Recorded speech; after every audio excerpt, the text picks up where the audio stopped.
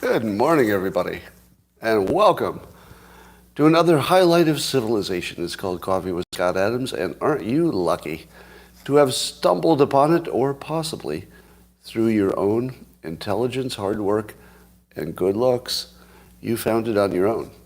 That's called doing your own research. And if you'd like to take this experience, and it is an experience, up to a new level, a level heretofore never known by any human being in the history of the world, all you need is a cup or mug or a glass, a tankard, chalice, stein, a canteen, jug, or flask, a vessel of any kind. Fill it with your favorite liquid. I like coffee. And join me now for the unparalleled pleasure. It's the dopamine hit of the day. It's the thing that makes everything better and everybody better looking. It's called the simultaneous sip, and it's going to happen now. Go.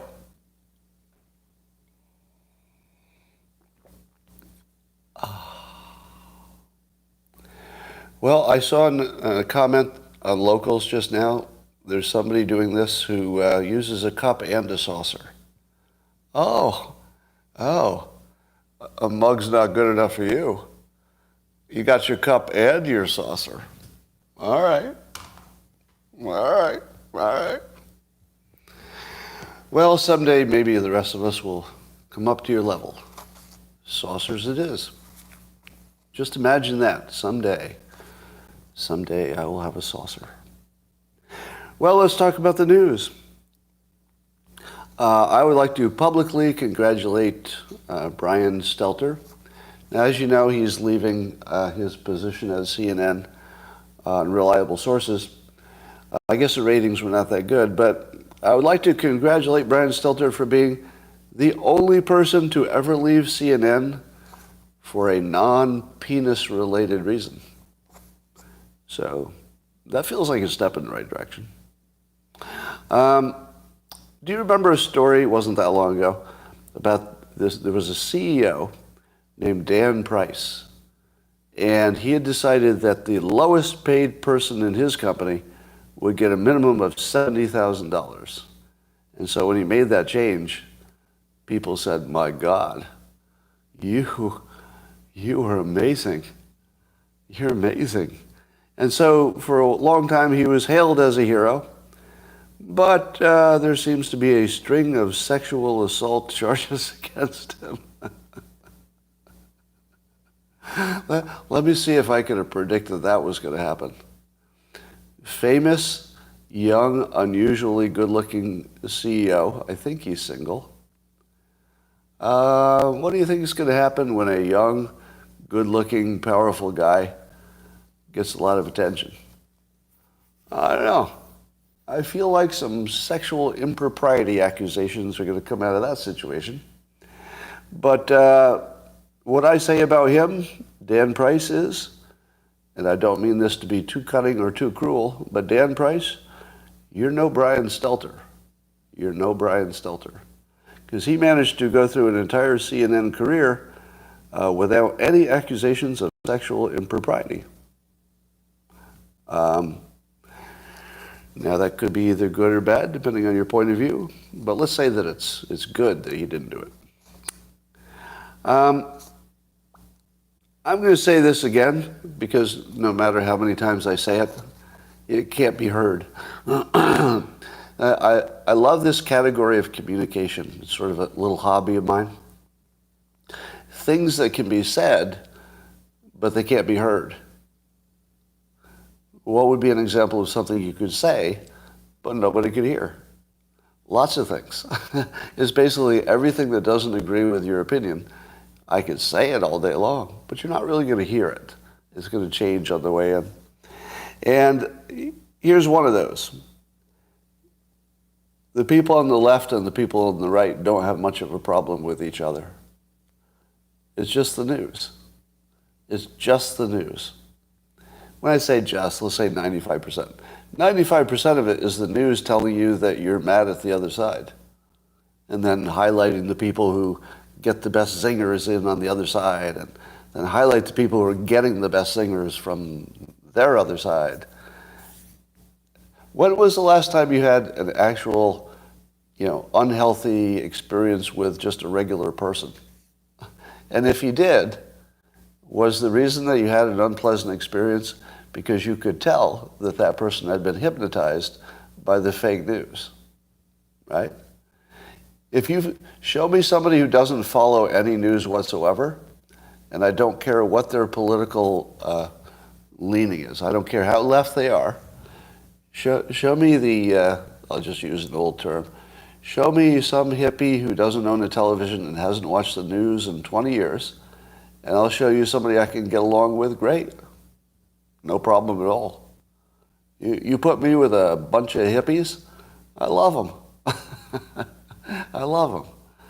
And they would probably like me too. We would have nothing to fight about. Then take the same group of people, roughly speaking, but they've been watching CNN and MSNBC for the last 5 years. I can't even be in the room with them. So is there something wrong with the people, or is something wrong with the media? It's obvious. It's obviously the media. But the media is also in control of telling you what the problem is. So the people who are in control of telling you what the problem is are the problem, and that's our problem. If the people who are causing the most problems would also point to themselves, which, by the way, sometimes they do. And Gutfeld does it all the time. And Gutfeld is part of the news industry, but it will tell you right away that the news is part of the problem. So you can say it all day long, but people don't hear it. What they hear is, my team good, other team bad. That's all they hear. If you could convince people that the real problem was their believing of fake news, because that's mostly the problem. Most of the problem is believing fake news. Here's what we need. We don't need fact checkers. I mean, it's helpful. I don't mind having them, as long as there's some on both sides and you can see both arguments. What we need is logic fixers. Let me give you an example. Today, yet again, in the news, there's a story that vitamin D seems to be highly correlated with good outcomes for people who have COVID. If you've got a low vitamin D level and you go into the hospital with COVID, it's probably grim. But if you had high vitamin D and you get COVID, even if you're hospitalized, probably won't be that bad. So what did most of you conclude? Do you remember it was probably early in, I don't know what month it is, maybe some of you know. What month in 2022, in the spring, did I say, hey, it looks like all the places that are having a bad time with COVID are coincidentally where they have low vitamin D? Do you remember me saying that? I said, is it my imagination? There's all the people in all the places seems to be highly correlated with low vitamin D, right? But I want to believe that, right? How much do you think I want to believe that the very first thing I said, I think it was March I said the first. In May I did a long thread, but I think it was way earlier that I noticed the correlation. If somebody has either a date on that, I'd really love to know. But all right, consider my situation, right? I'm a public figure, and I make predictions and assertions about reality. Don't you think I want to be right about that? Like, how much do I want to be right that vitamin D was really the magic bullet all along? Right? Because that would make me look smart. It would make me look smart. So I want that to be true. But here's the problem. Every time a new study comes out, they show correlation and they don't show causation. They suggest that the argument for causation is getting stronger, but it isn't, because it's just more observational studies. It doesn't matter how many you do, because the problem is that people who have poor health in general have low vitamin D. So if you notice that all the people with low vitamin D are dying, it's either telling you that vitamin D makes the difference, or it's telling you that people in poor health often have low vitamin D. It doesn't mean it's the reason that people are having bad outcomes. Now, we do know that vitamin D is essential for your health. I think we know that. I mean, I doubt that's going to change. So certainly vitamin D is helpful. We just don't know if these big numbers are really because of vitamin D or it's just a correlation. People who have bad health have bad vitamin D, right? So I would love to have somebody explain to people as it happens, well, we don't know if the data is right, but the way you're thinking about the data is definitely wrong. You get that, right? There are two unknowns here. One is the data right in the first place? And then secondly, did you analyze it correctly? And I don't think necessarily either of them are true. I'm not sure they analyzed it right, and I'm not even sure the data is right. So if you're jumping to the conclusion that vitamin D has been proven to work, it might be true. I certainly want it to be true, because that would make me look good. But it's not there. It's just not there. All right, here's I don't know how to handle this next situation. So, with your permission, will you give me a little flexibility on this next topic? Because I'm going to confess to you that I don't know if I'm going to handle it the right way. Right? So I'm just going to do my best. So the only thing I'm going to promise you is I'll do my best. But I think I'm going to fall a little short. All right? And there's a couple of points to be made. Number one, if I ever mention to you that every time there's a story in the news, it comes back to me somehow. Like somehow I end up being connected to stories, and it doesn't make any sense to me. I mean, given that I do this in public, but even doing it in public, I don't have that much exposure to the general public.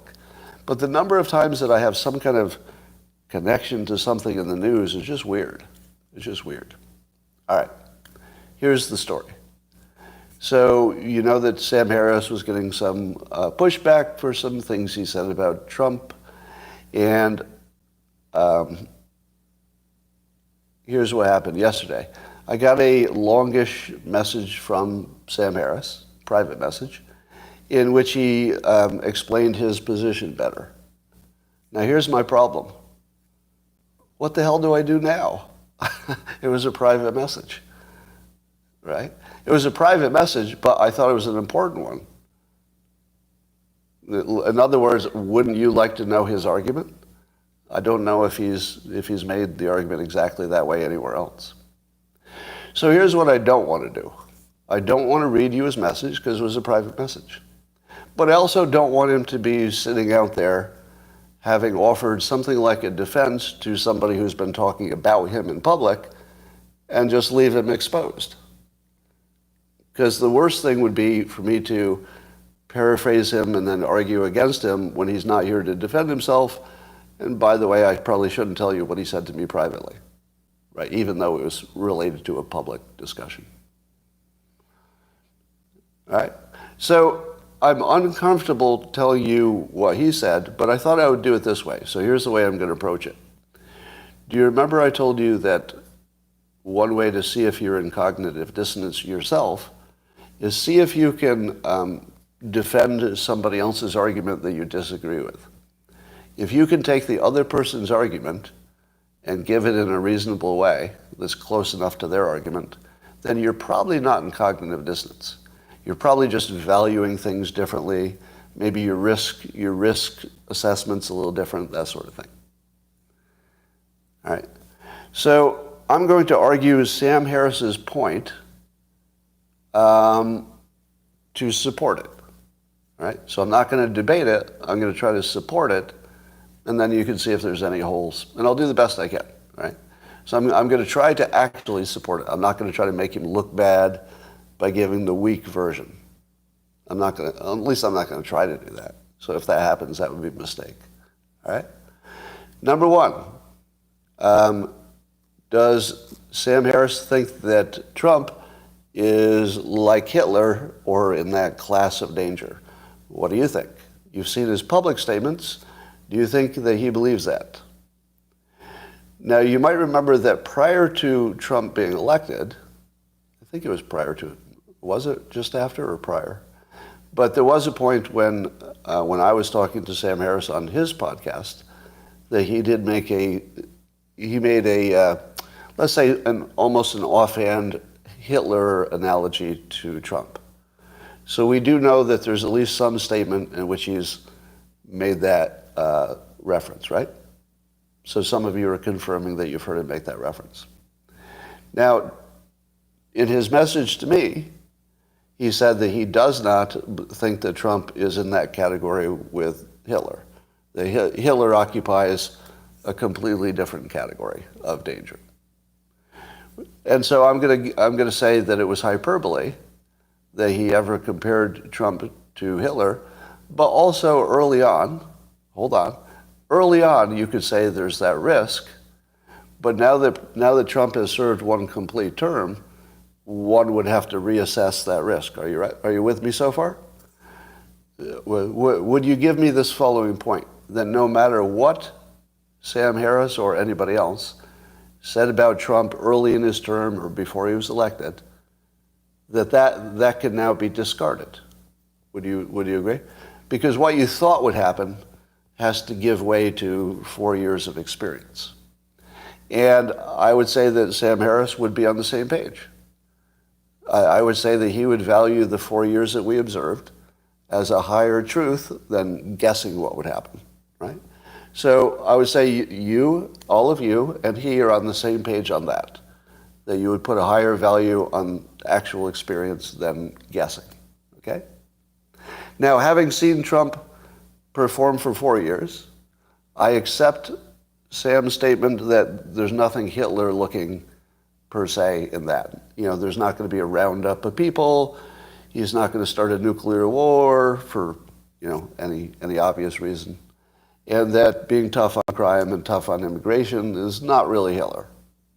Okay. So far, would you agree? So his current view is that Trump does not occupy a dangerous as Hitler situation.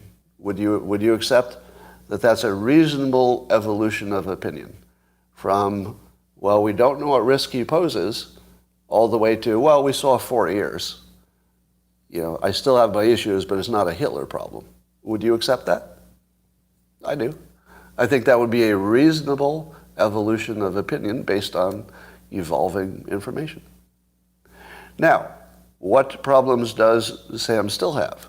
Well, there are two things which he's mentioned recently, more than others. One is Trump University as an example of Trump's character. The other is that Trump doxed some citizens. Now, I have to confess, I'm not aware of those stories. Vaguely, I can imagine, I sort of have a memory of somebody getting maybe called out by Trump and had trouble. And if that happened, I would be opposed to that. So is there anybody here who thinks that the President of the United States should be doxing individuals? No, right? Does anybody think that the President should do that? No. I don't think that's a good move. So we could agree with him that it's suboptimal, right? I think some of you are going to say, sure, he can do it if they do it first, whatever. But generally speaking, I don't think you want your president targeting law-abiding individuals who are exercising freedom of speech. I think we'd all be on the same page, right? And I don't think there are any Trump supporters who think that Trump University showed Trump in a good light. My personal belief about that is that Trump was just a hands-off manager and probably didn't know what was going on there. I don't know that, but it's an assumption that matches everything I know about executives who have lots of businesses. I think he had 400 businesses with his name on it, if you count licensing deals. You don't look after all 400 deals. I've done licensing myself, right? I've had lots of licensees for Dilbert. Do you think I managed all of them and tracked them all to make sure they were doing what I wanted them to do with my property? Well, we required it. I mean, they had to report to me, but not really. Not really. That was sort of other people doing their job, and you hope they did it well. I'm guessing, and I don't have any information to back this, but if you have 400 companies with your name on it, and you're doing as much business as Trump was doing, you probably didn't watch any of them too closely. I don't know how you could. So, so the question is, who did Trump dox? But I don't think that's going to be the critical question here. So, as I understand Sam Harris's point, and I'm going to understand it to support it, there are two examples in which Trump's character is called into question. Trump University, and then doxing individuals. Would you say that those two tell you something about Trump as an individual? I think so. Yeah. Now but here's the interesting thing. Why would you pick those out? So here's my observation as a hypnotist. As a trained hypnotist, one of the things you look for to see if somebody is hypnotized is that their reaction is extremely non-standard. Not completely crazy, just completely non-standard. When was the last time somebody said that Trump has to go because those times he doxed people? Have you heard anybody else ever say that? Has anybody ever heard anybody ever say that a big problem with Trump is his doxing of individuals? So there's no way to know what's in the head of other people, and so I'm not going to diagnose somebody by reading their mind. That's not a thing. I'm just saying if you were looking for a signal for a cognitive dissonance, that would be a gigantic, glaring signal. Doesn't mean it is. It just means that that's exactly what a signal would look like. A highly unusual opinion which still has some logical connective tissue. Because when somebody is hypnotized and they come up with, let's say, the cognitive dissonance explanation of why they're doing something, the cognitive dissonance explanation also makes sort of sense. In other words, they can piece it together with some kind of logical trail. But you still look at it and you say, I don't think anybody else in that situation would have said that. Of all the things you could say, that's an unusual one. So without having an opinion of whether the doxing is good or bad, I think we'd all agree it's bad if we heard the examples. I'm not familiar with the examples, but I'm open to the fact that if a president doxed somebody, that's really bad. Shouldn't do that, right? And so when you see an unusual opinion, that's a flag. Now, that doesn't mean that he's experiencing cognitive dissonance. Are you clear on that? It doesn't mean he's experiencing cognitive dissonance. It just means that if he is, it would look exactly like that. That's all. Now, the other thing you would look for cognitive dissonance is a trigger. A trigger is if something that you were sure would be true doesn't happen, right? So I said from the beginning that Trump would be an expensive president, meaning he'd cause a lot of trouble and he'd break a lot of dishes. But that there might be some big things that the country wants, or at least part of the country wants, that he would get done. And sure enough, he got done. In my opinion, North Korea defused that. The Abraham Accords, I think he tightened up the border better than, not as good as somebody wanted, but better than it's been done. And so you could come up with a bunch of things they did. Now, in my opinion, my expectation of Trump was pretty close to what happened. So there's no trigger for cognitive dissonance in my case, or at least one that I can't see. Maybe you can see it, but I can't see it, because I got what I expected. But now imagine if you were talking about Trump in the most, let's say, cataclysmic terms before he got elected. And it looked like the end of the world, and you'd really gone out there saying it was going to be a disaster. And then Trump gets in office and he does something closer to a good job.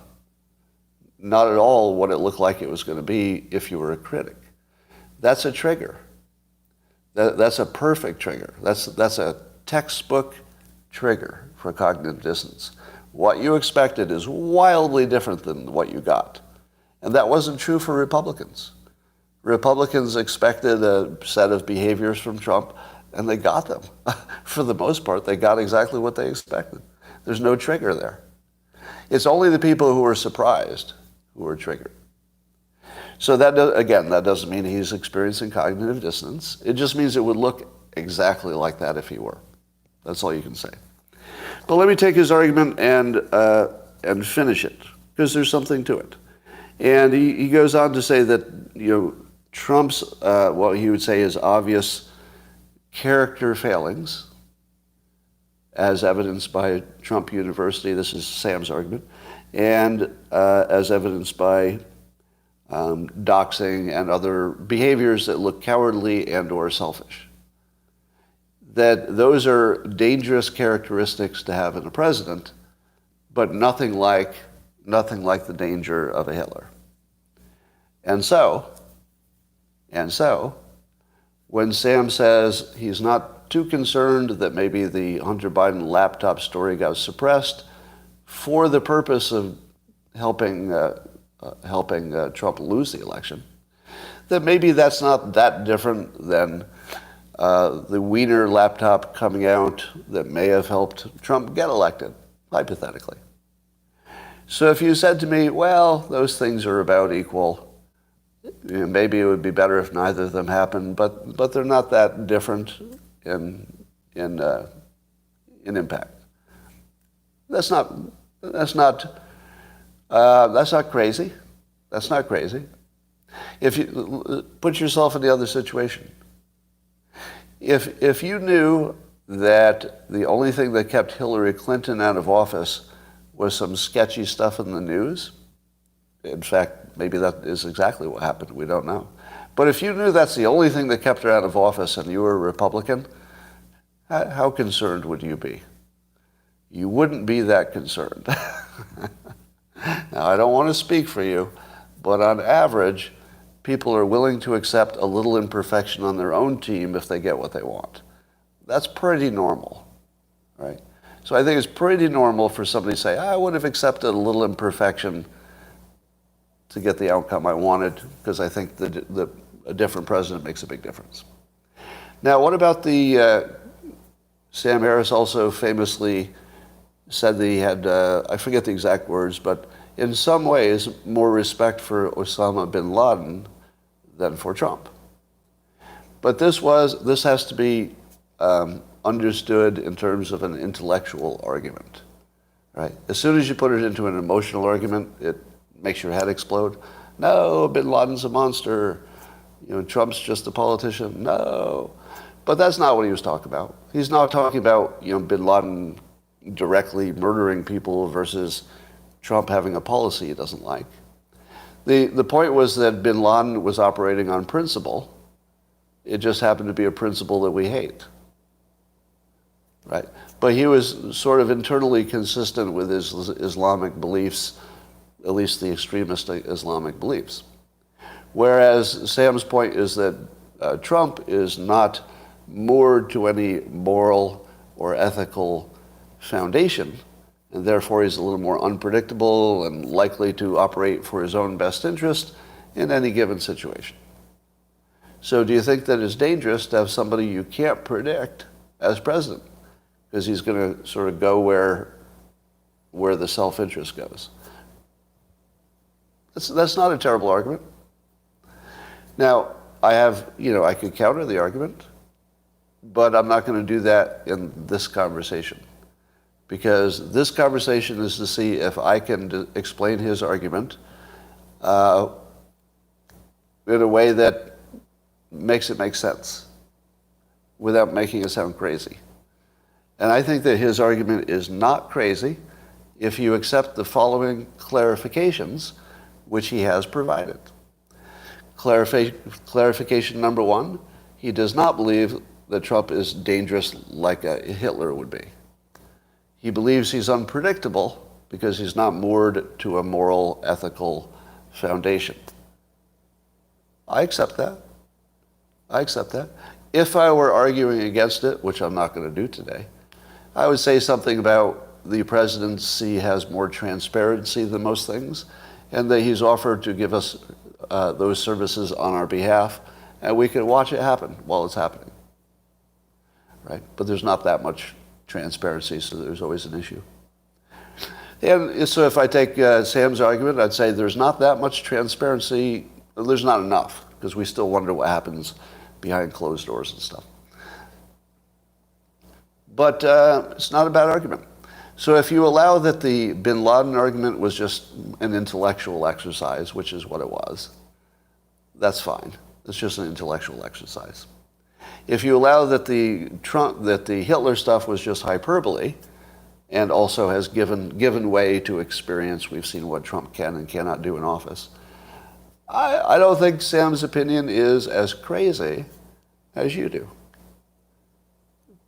Let me ask you this. If I said there was some other president coming into office, let's say it was a Democrat, and you felt that that Democrat's history suggested that the Democrat would do whatever it took, that there was no moral underpinnings, would you be uncomfortable with that president? Probably. Probably. Right? Yeah. Were you uncomfortable with LBJ? Were you uncomfortable with...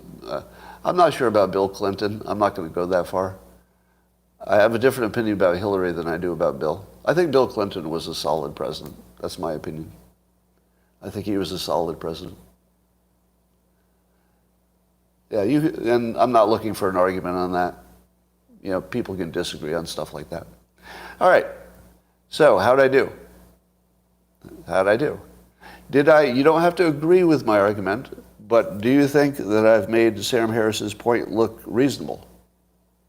Does it look reasonable? Well, once you take away the hyperbole, there's a solid core there. I guess some yeses, mostly no's. You know, we're deep into team sport territory here, and when you get this deeply into team sport, I know you don't want to give the other team a point. I get that. But let me ask you this: did I at least pass the test that I could express the argument in a full-throated way? Would you accept that? Did I express the argument in a full-throated way? I think I did.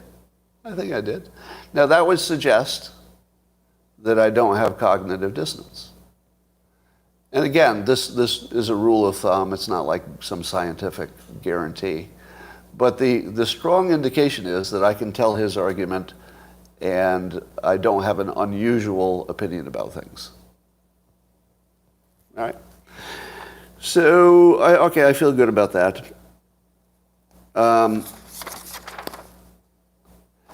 But here's my bottom line. I think that the difference between Sam's opinion and mine comes down to one thing: wildly different opinions about what is dangerous. Wildly different opinions about what's important.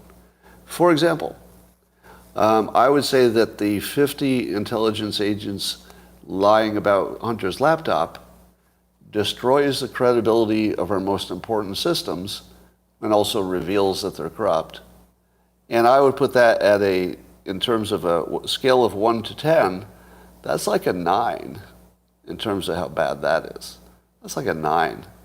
How bad is a president doxing an individual? Well, on a moral, ethical, and preference level, it's a 10 in badness. But in terms of how it affects the world, it's a 1. It's a 1. It affects those people, and I don't like that at all. You know, any doxing by a president, I'm completely against. But you have to put it in perspective. I would say that the 50 Intel people, ex-Intel professionals lying is a big frickin' deal. That's a 9. Doxing, it's a 1, except that the individuals involved, of course, it's a 10 to them. So I don't know that Sam and I differ on the logic of anything. I don't know that we have different data. At least that hasn't been obvious to me. But we're definitely valuing things differently. I'll give you another one. I imagine that January 6th would be higher, and well, since he hasn't talked about it, I won't put this in his head. Let's say me compared to a Democrat. A typical Democrat would say, January 6th was just horrible. like it was like nearly the end of the republic. Do you know what I say about January 6th? Again, not counting the violence part, which is if you were a recipient of the violence or you were jailed because of it, that problem is a 10 and a 10 for you, no question about it. But what effect did it have on the world or the country? In my opinion, stronger. There's, oh, well, okay, I just outed myself there, didn't I? I guess that was a non-standard opinion, wasn't it? So then I have to ask myself, was that cognitive dissonance? Here's why I say stronger. I'll give you my argument. Doesn't mean I'm not experiencing cognitive dissonance. Now, keep in mind that I've condemned Trump's actions on January 6th. So in theory, that should protect me, right? Because I'm on record. I said Biden won from day one. You know, that's not going to change. I've never gone back on that. The system elected Biden. So even if there were, you know, hypothetically any imperfections, I still go with the system. We got to fix the system, but you got to go with the system while you're fixing it. That's just my opinion. So, my opinion on January 6th is that it made America stronger. Would anybody agree with that before you hear my argument? Before I give you the argument, January 6th, the protests, even with the violence, which I condemn totally, made America stronger. Yeah, I think reasonable people can disagree on this one. Here's my argument. It's sort of the Jordan Peterson argument about individuals, that you should be dangerous, but learn to control it. Right? Your nature should be as dangerous as possible. It keeps society, you know, operating. Here's what I want. I want my government, no matter who it is, be they Democrat or be they Republican or anything else, I want my government to know that if I've got questions and my fellow citizens have questions, we're going to show up. We're going to show up. Well, not me. I like to have, you know, I like to have bathrooms I don't have to wait for, so I won't be there. But but people who like to do that kind of stuff, they'll be there. You know, I'll try to do, you know, something useful at home where I'm more comfortable. but for the rest of you, I love the fact that you show up. So my take on, and I'm going to say the same thing for Black Lives Matter. All right? So here I'm going to show at least maybe a possibility that I'm not experiencing cognitive dissonance. Black Lives Matter created some bad stuff. Created, you know, lots of destruction and death. I don't mind living in a country where people are going to hit the streets to fight for fairness.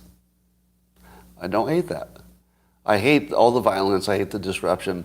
I hate that they may be confused. I hate that they may be semi-hypnotized. I hate that the news is brainwashing people.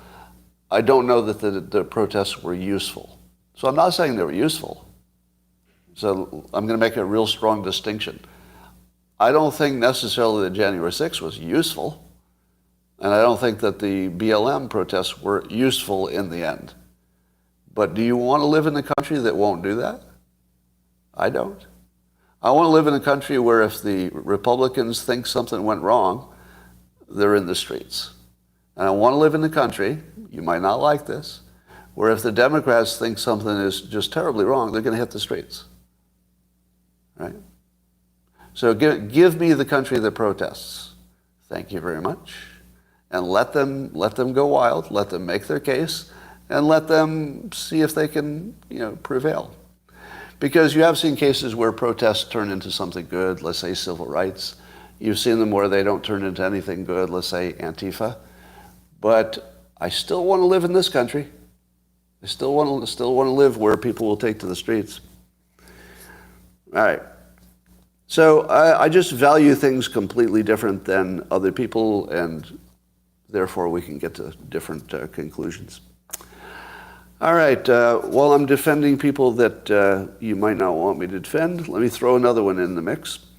Jake Tapper is getting a bunch of heat today because he retweeted Ivanka Trump's tweet promoting Jared's new book. And people are saying, Jake Tapper, how can you retweet Jared? Are you part of the elite? What's going on here? Are you selling us out?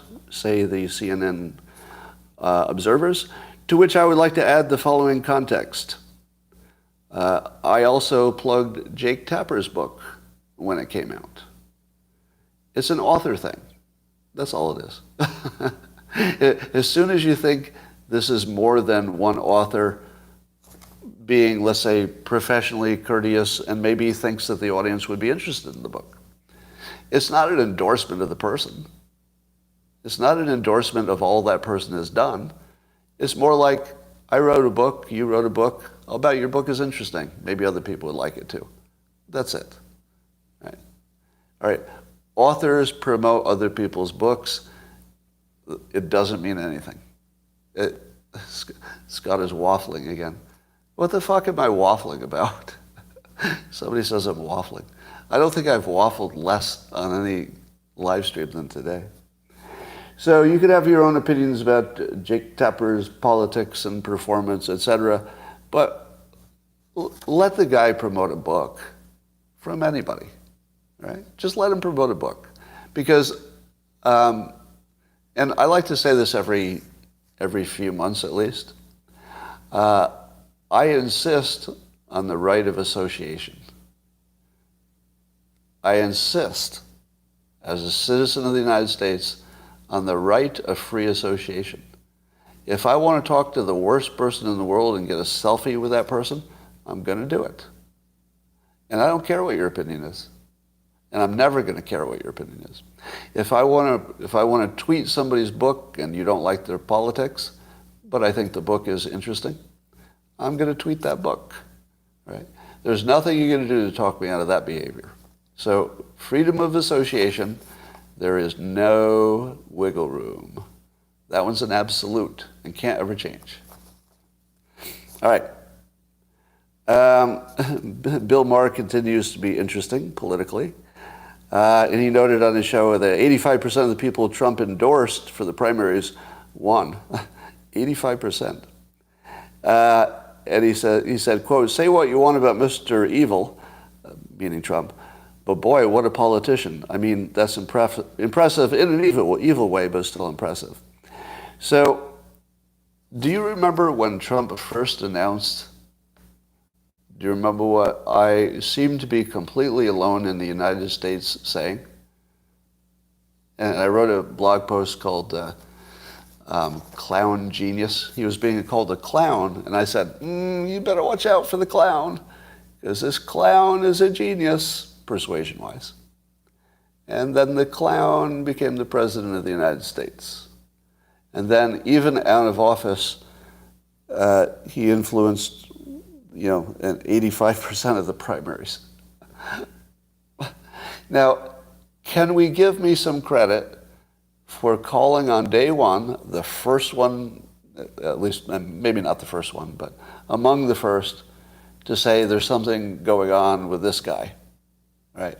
And I said that he would be the most persuasive person you've ever seen. I believe that that's now the case. I believe that even his biggest critics would say, okay, I don't like what he's saying, but there's no question about his persuasion.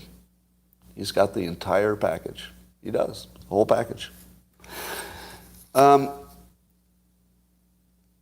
BJ Novak, I guess, was on Bill Maher's podcast, and he's a writer and humorist, stand-up guy. He wrote for The Office, and he was an actor on that. BJ Novak. If your initials are BJ, you've got to learn to tell a joke. You've got to have a sense of humor. But BJ believes what I believe, which is that wokeness is really people pretending to be offended on behalf of other people who don't exist. Have you ever met anybody who was offended by words? I never have. If you talk to anybody individually, they'll say, oh no, it doesn't bother me. It's just something some jerk said. Well, why would I care about what some jerk said? But I'm pretty sure other people are going to be offended. I'm pretty sure other people are going to be offended. Now, let me say again, I'm a fan of wokeness. I know, it sounds weird. Because I'm one of the biggest critics of wokeness, but also a fan. And here's how that's consistent. The Dilbert comic, for which, I'm notorious, is about good ideas that are taken too far. That's what it's about. Because management is a good idea. You can't have an unmanaged company. But if you take it too far, you're micromanaging. If you take it too far, you're doing whatever the latest trend is before knowing it's a good idea. So everything I talk about is a basic good idea that's just been taken to some ridiculous point. So what do I think about calling people by the name? By the name that they would like to be called. I call that good manners. That's not even a conversation. Yeah, whatever you want. If that's how you feel comfortable, I'd be happy to do it. Now, if somebody said, I would like you to call me King Scott, and I suck before you. That's my legal name. Whenever you refer to me, call me King Scott, I suck before you. And I said, no, don't call me Scott. I prefer to be called King Scott, I suck before your great presence.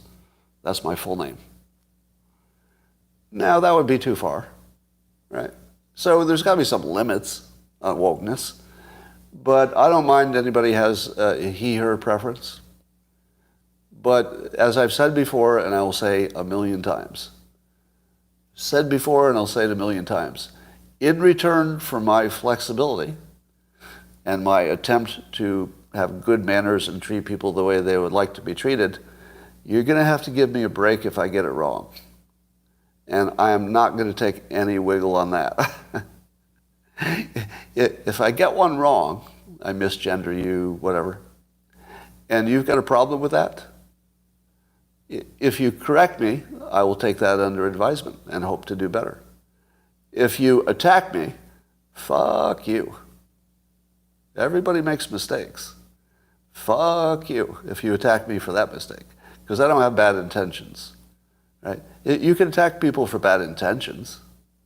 You can attack me for bad intentions. If you ever see me with bad intentions, free hit, free punch. Let me say it again.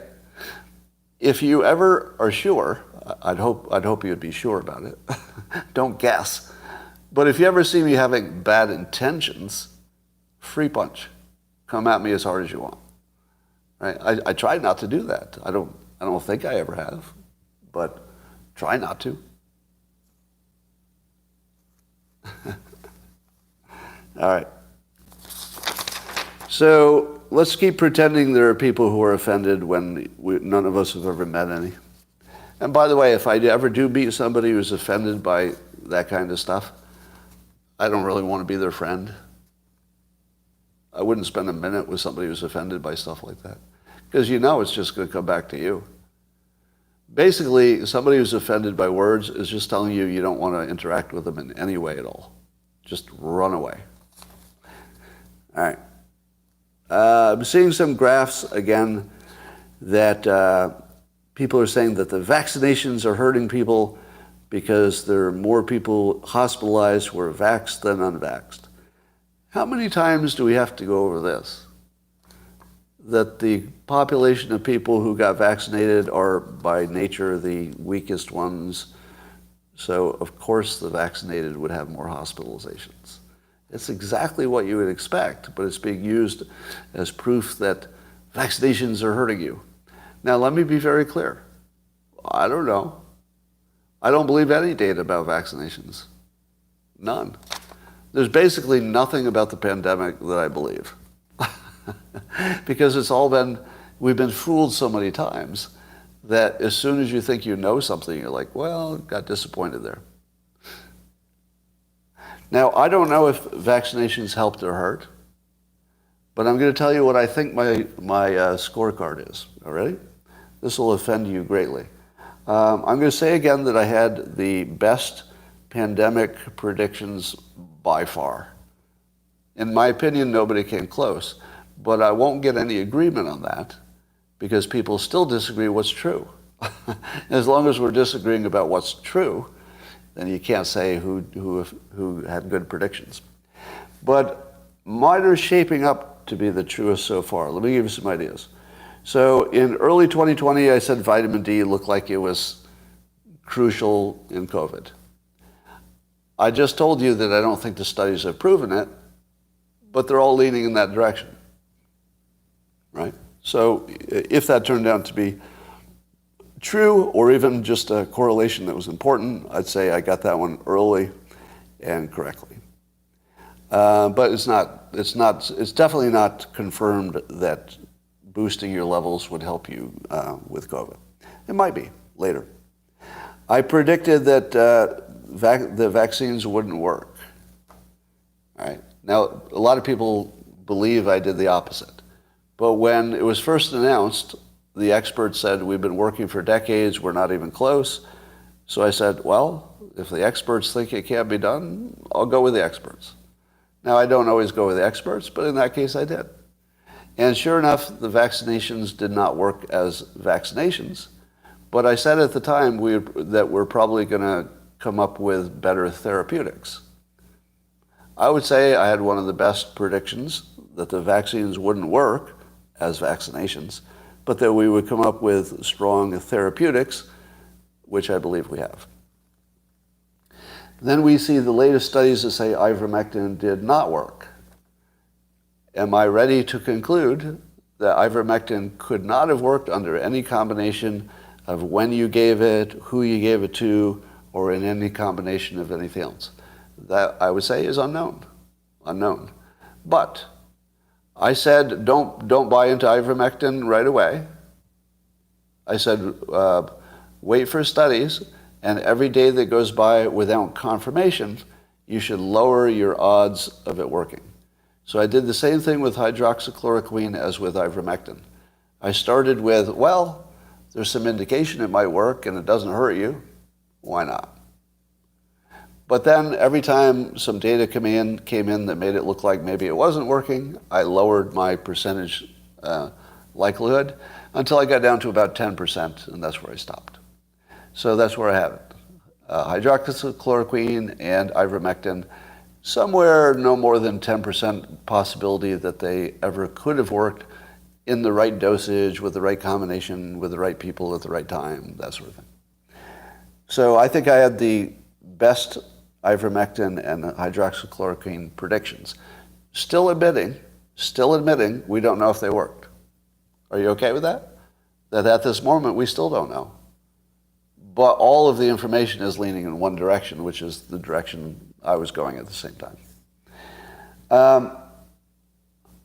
Yeah, what else? Let's see.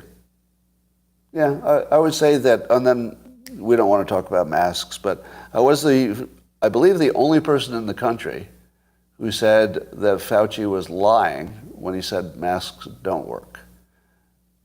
And he admitted he was lying. So I'm the only person who got that right. And then when masks were rolled out, I said from an engineering perspective, they almost certainly have to reduce the amount of spread, but we won't see it in the big numbers, because I told you that you wouldn't see anything with leadership in the state and country level, which is why I was against mandates. So I was never for mandates of masks, but unambiguously, if water gets stuck on your mask, there's some virus on that water. We just don't know how much and whether it made a difference, but we can see it didn't make a difference on the state level. I mean, the data doesn't seem to support it. So I would say that I was by far the most right about masks. Nobody was even close. I would say I was probably close to 8 or 9 out of 10, and I think most people were closer to a 3 in rightness on that. Now again, this depends on the data that we have now continuing to prove out, which might change. So I could be, let me say clearly, I could be wrong on any one of these things, because we never have final confirmations, it seems. But I would make my argument that there was nobody even in my general neighborhood of rightness. Nobody was even close to my predictions, in my opinion. There is room for disagreement. All right.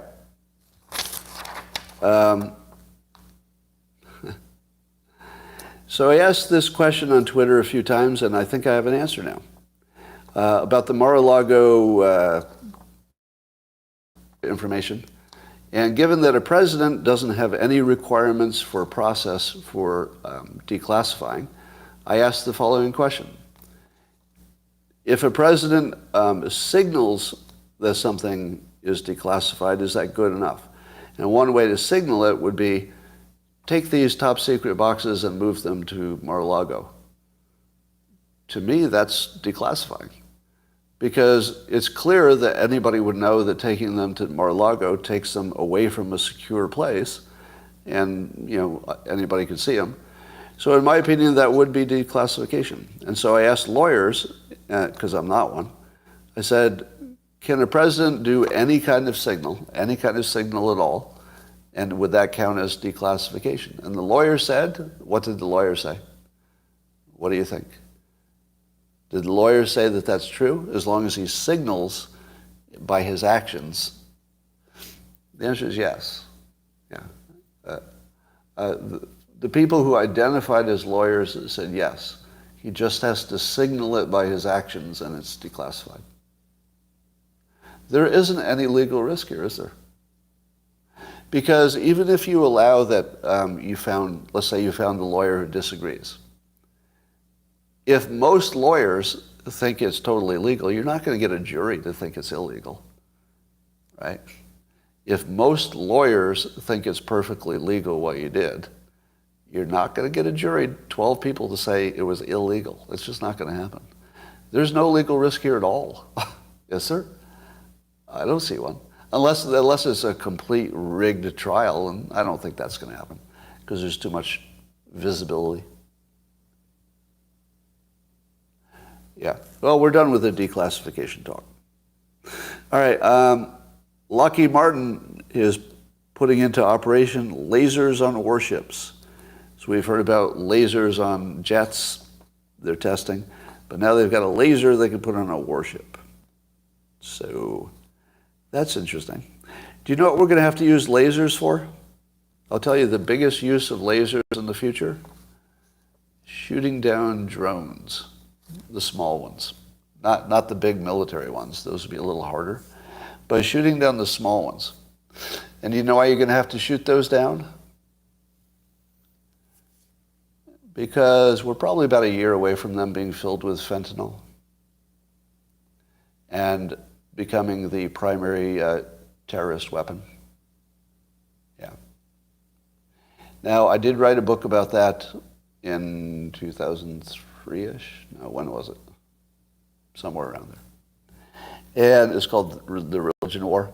I might read The Religion War into YouTube and or locals. So I might turn that into an ebook just by reading it. But there's no way that terrorists are going to not notice that fentanyl is deadly and is light and easily available. If it's light, a small drone can carry it and deliver it anywhere. If it's deadly, it's better than dynamite because you can't get dynamite very easily. It's hard to get, what's the explosive? C4? Yeah. It's hard to get C4, but literally every kid can get fentanyl. A teenager can get fentanyl. So there isn't any doubt where things are going. There's going to be fentanyl, and it's going to be on drones. And we're going to need lasers to shoot those drones out of the air. Although maybe that's bad too, because the drone is still going to crash and the fentanyl is going to get out. I don't know. Maybe there's no solution. But as long as China is sending us fentanyl, and it's going through the cartels, it's going to us, our future is guaranteed. It's fentanyl on small drones for unlimited terrorist attacks in our population centers. There's no way to stop it, except wipe out the cartels and then tell China they're next. I would definitely kill the fentanyl dealers in China, on Chinese territory, because China isn't going to nuke us for taking out their terrorists. They're going to get really, really mad about it, but fuck them. It's war. So we can go into their country and just take them out. Now, I wouldn't drop a missile on them. I wouldn't fire a missile into China. You're going to have to do it on the ground. But it wouldn't be hard. How hard would it be to kill a fentanyl kingpin just by giving him an injection of fentanyl? All right. Pretty easy. All right. All you need is a blow dart with a little fentanyl, and it's like, and Mr. Kingpin is dead. Now, I don't know how hard it is to get a Chinese agent into China, but I've got a feeling that there might be a couple people who are not happy with the government over there. Might want to give us a little help.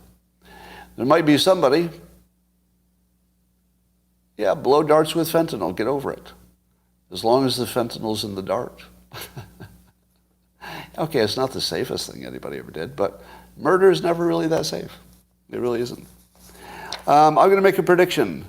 There isn't the slightest chance that we will not attack the cartels in Mexico.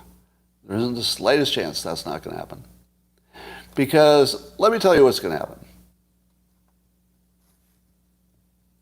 Let me tell you what's going to happen. The number of fentanyl deaths will keep climbing.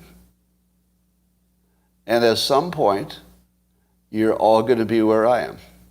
Well, I've been there a long time. And where I am is, we're in the middle of a war, and there's nothing I won't do. Nothing. Nope. Would I kidnap the president of Mexico? Yes. Yeah, I would. If it would work. I mean, it wouldn't work, right? Would I annex Mexico? Yep. I would annex Mexico. Yeah. You would have a hard time coming up with something I wouldn't do to stop this problem. I can't think of anything I wouldn't do. Would I start machine gunning the coyotes? Yes, I would. Yeah. I would start killing the coyotes where they stand anytime you can see them from our side of the border. In fact, I'd send drones in and just start killing the coyotes wherever they are. Would it help? I don't care. If you took out the cartel operations, would it stop the fentanyl trade? I don't care. I don't care. It might slow down the next person who wanted to start it. But you have to make sure that everybody who deals fentanyl dies a horrible death and fairly soon. I would also start executing our fentanyl dealers publicly. Publicly. I think a fentanyl dealer needs to be executed publicly, above a certain level. I'm not talking about, the onesies, twosies, street dealers. I'm talking about the big ones. Public execution. In fact, if Trump ran on that platform, public execution for fentanyl dealers, and I will attack the cartels in office, I'd be all in. I would be all in. Somebody thinks I support Sharia. Yeah, that's a little bit of a leap from killing mass murderers to Sharia law. That's a little bit of a leap there. How about the mules who transport it? I think you have to make some distinctions in terms of how much they're involved. I wouldn't kill somebody for maybe necessarily transporting it across the border if they're an American citizen. If it's not an American citizen and they transport one pill of fentanyl over the border, I would kill them. I'd kill them if they transported it to sell. Yeah. I would say, if you don't live in this country and you take one pill across our border, I'd kill them. Too far? No, there's nothing that's not too far. There's nothing not too far. Right? 100,000 kids, mostly, young people, dying per year. Yeah, for one pill. Now, let me say it again. If I do that the pill, now, of course, nobody's going to bring one pill, right? So that's hyperbole. If you're going to argue about the one pill, you're just arguing hyperbole, and that's useless. I'm just saying if it's obvious they're bringing fentanyl to sell, I wouldn't care how much. If they're bringing it to sell, kill them. Um, all right. Looks like, whoops, what's that?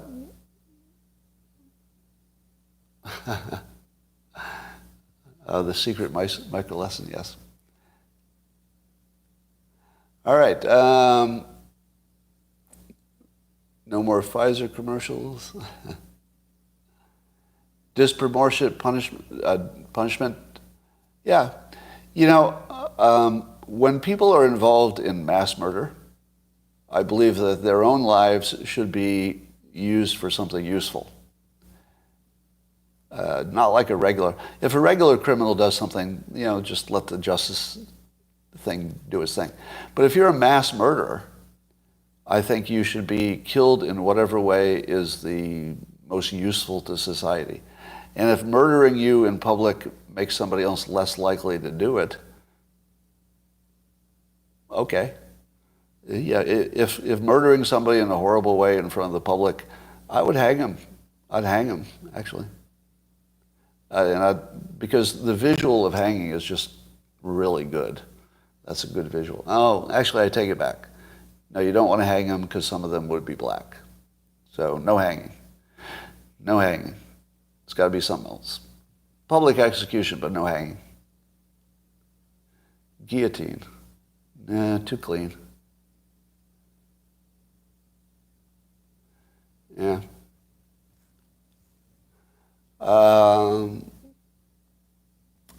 Dope Sick started this? Yeah, maybe.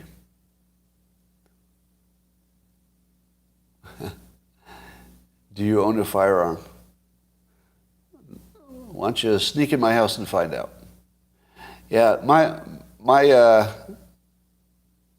personal defense system follows the fuck around and find out. I'm not going to tell you what my personal defense situation is. It's a surprise. And let me just say this. If you get into my house, your problem is getting out. Right? Getting into my house, or really any house, getting into a house is not that hard. All you need is a rock, right, to get through a window. Getting into my house, no problem.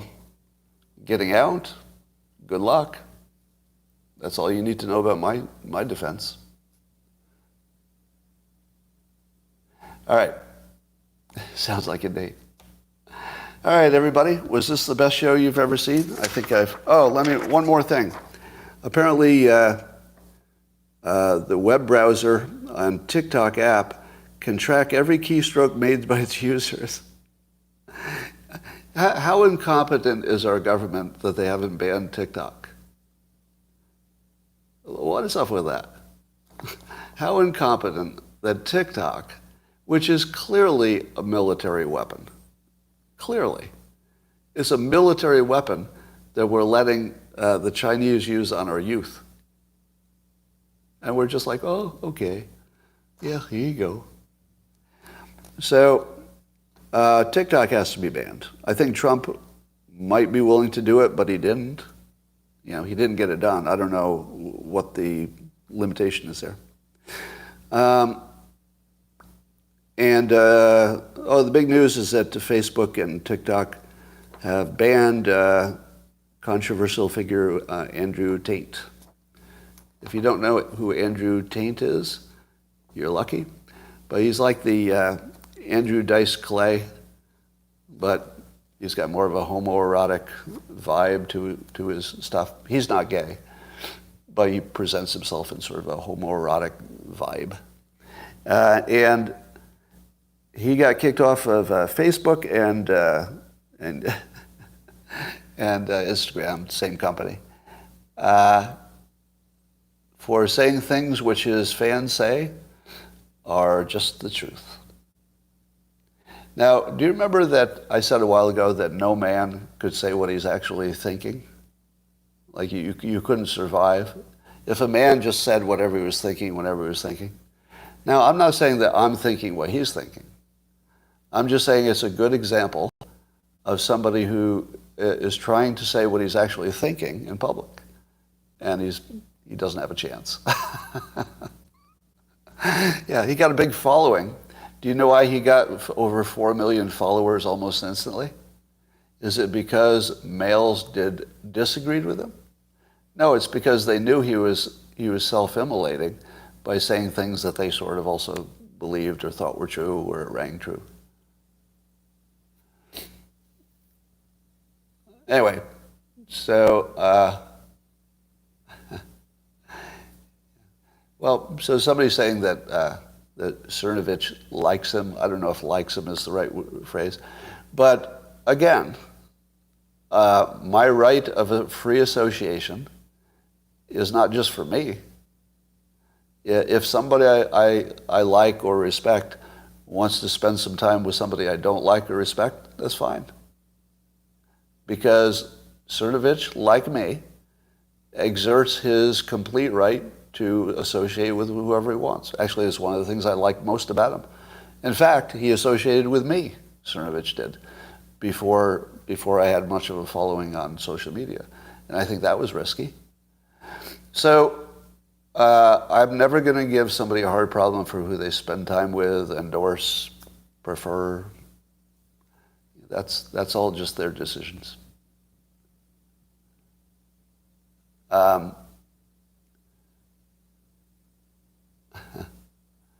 All right, there we go.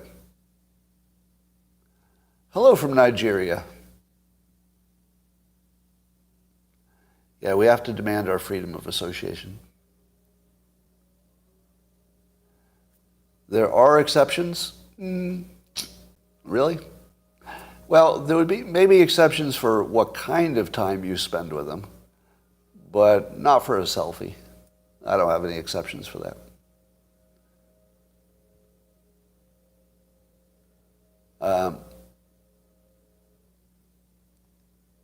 All right.